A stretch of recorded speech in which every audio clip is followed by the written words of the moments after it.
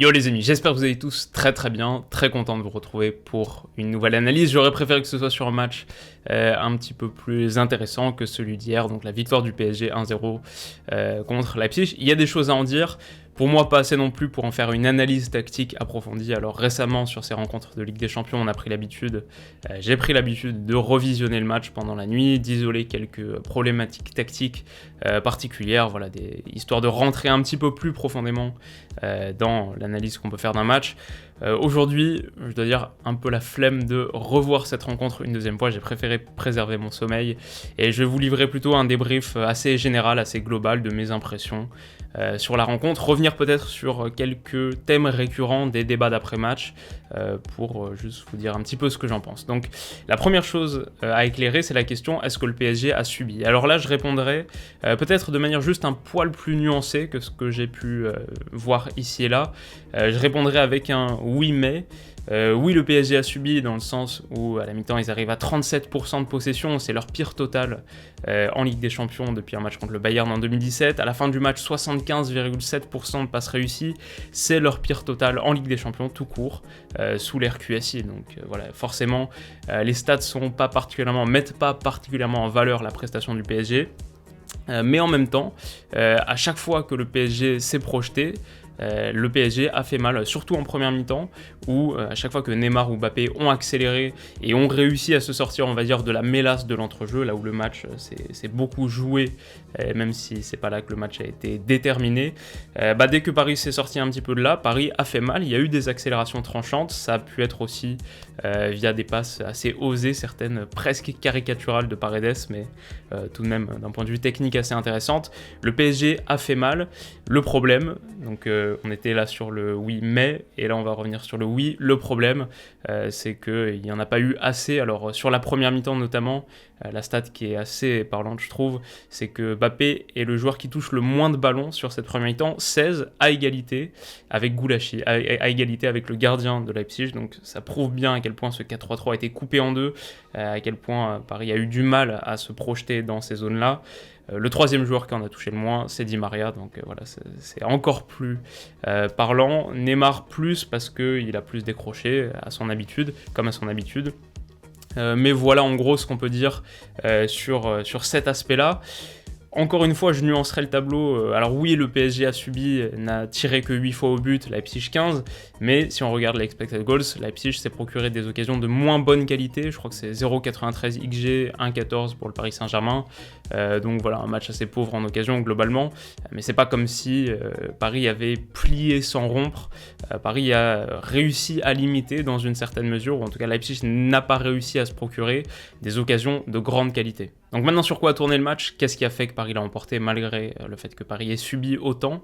Peut-être que la première chose, c'est simplement la nature même du foot, on va dire, un sport où on marque assez peu et où l'impact d'un but, a fortiori le premier, a fortiori dans un match comme hier, l'impact d'un but est absolument déterminant. Donc ce qui a fait tourner le match, c'est ce premier but, et c'est... Alors comme évoqué, c'est marrant, dans la preview que j'avais faite de la rencontre où on revenait sur la demi-finale de Final 8 de Ligue des Champions de l'été dernier et les erreurs de relance de Leipzig qui avaient permis au PSG de se procurer des occasions assez nombreuses pour le coup. Bon là il n'y en a pas eu tant que ça, mais il y en a eu une et c'est de là que vient le penalty, donc c'est là-dessus que tourne le match, à la fois sur cette erreur technique, je crois, d'Upamecano et puis ensuite deux habitants dans la surface qui se livrent un peu trop, et peut-être sur le métier, l'expérience de Di Maria, parce que le penalty me semble pas absolument flagrant non plus, mais dans un match où il y avait assez peu de situations et où le Paris Saint-Germain n'arrivait pas avec beaucoup de confiance, Di Maria a su provoquer,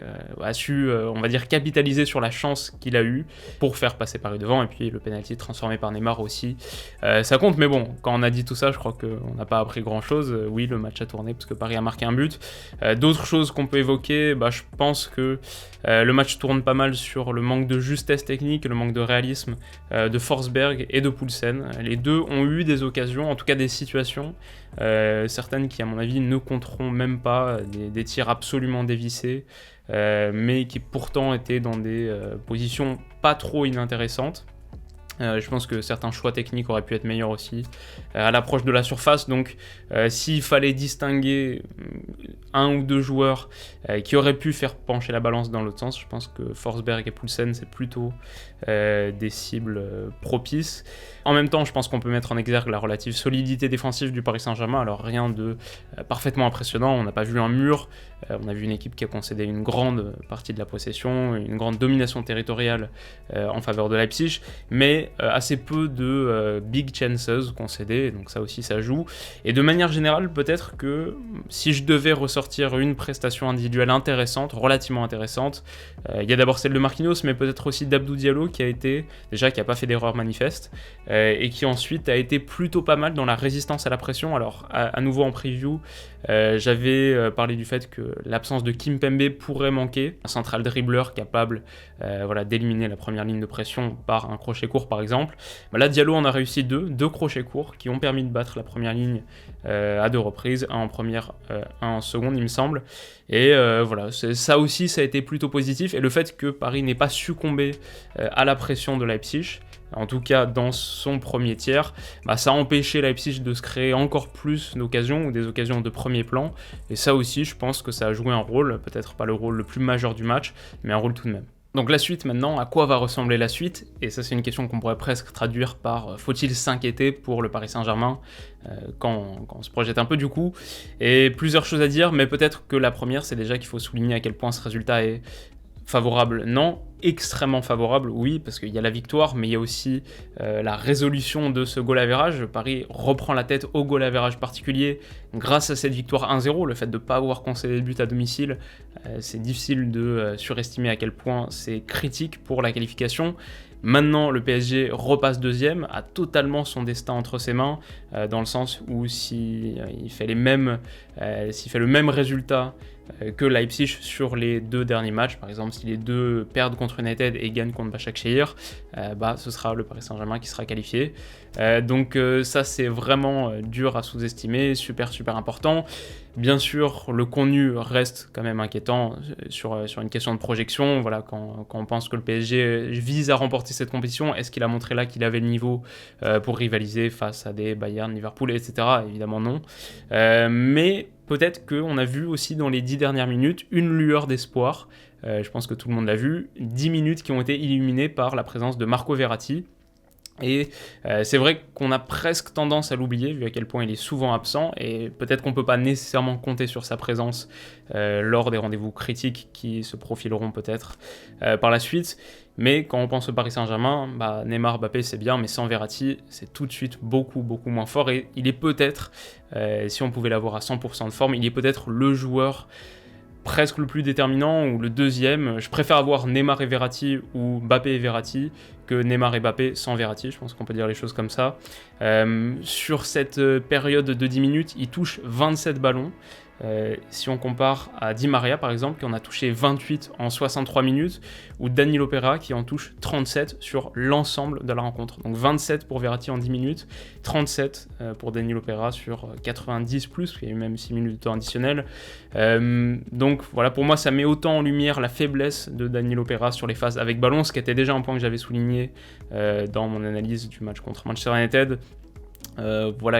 Tous n'étaient pas nécessairement d'accord, et je peux entendre son importance sur certaines phases, sur coup de pied arrêté défensif, même défensivement tout court en fait. Il a réussi un retour assez important dans la surface en deuxième mi-temps hier, mais avec ballon, je dirais que non seulement d'un point de vue qualité technique, résistance à la pression, mais aussi sur sa faible disponibilité. Le nombre de ballons touchés, c'est assez éloquent pour un gars qui jouait quand même 6, en deuxième mi-temps 8, parce que je crois que Paredes, je ne sais pas si c'était une initiative individuelle ou c'est quelque chose qui a été discuté à la mi-temps, mais c'était plutôt Paredes qui descendait maintenant entre les deux centraux pour essayer d'avoir un petit peu plus d'influence.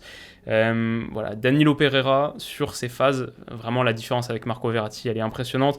Dès qu'on a eu ce milieu de terrain qui pouvait porter la balle et dialoguer avec le trio de devant, ça a changé beaucoup de choses, et on aimerait juste le voir pendant 90 minutes maintenant. Donc ça, c'est potentiellement aussi un petit motif de satisfaction, d'espoir quand on regarde la suite. Alors sinon, pas de grosses séquences extensives top-flop. Sur les flops, je pense qu'on aurait pu mettre pas mal de monde. Sur les tops, Peut-être Konaté qui a été, bon, je pense assez déterminant dans son duel avec Mbappé, physiquement impressionnant, bien placé, rapide, gros match de sa part et ça fait plaisir de le retrouver alors qu'on l'avait perdu pendant pas mal de temps sur blessure. Bon, Leipzig peut avoir une charnière assez solide si tout le monde est présent, parce que Upamecano a été pas mal non plus malgré son erreur, donc je mettrai Konaté, je pense. Je mettrai peut-être Amadou Haïdara, que j'attends depuis un moment, qui a mis un peu de temps à éclore, mais qui hier a été assez bon. Plusieurs retours intéressants, globalement, voilà, gros volume dans l'entrejeu, et si Paris a autant souffert dans cette zone, a eu autant de mal à nouveau à dialoguer avec son trio de devant, c'est aussi grâce à son activité, donc bien aimé Haïdara. Et puis peut-être Marquinhos derrière, on aurait presque pu mettre Verratti sur ces 10 minutes. Mais voilà, les 4 ou les 3 me semblent être des prétendants, il y aurait pu en avoir d'autres. Mais voilà en gros pour ça. Et puis pour finir du coup sur une rapide séquence prono, alors sur ma preview d'avant-match pour PSG Leipzig, on n'était pas si loin du compte, donc la victoire du PSG, ça s'est passé. Plus de buts en première mi-temps qu'en seconde, c'est aussi passé, alors pas nécessairement sur le scénario que j'imaginais.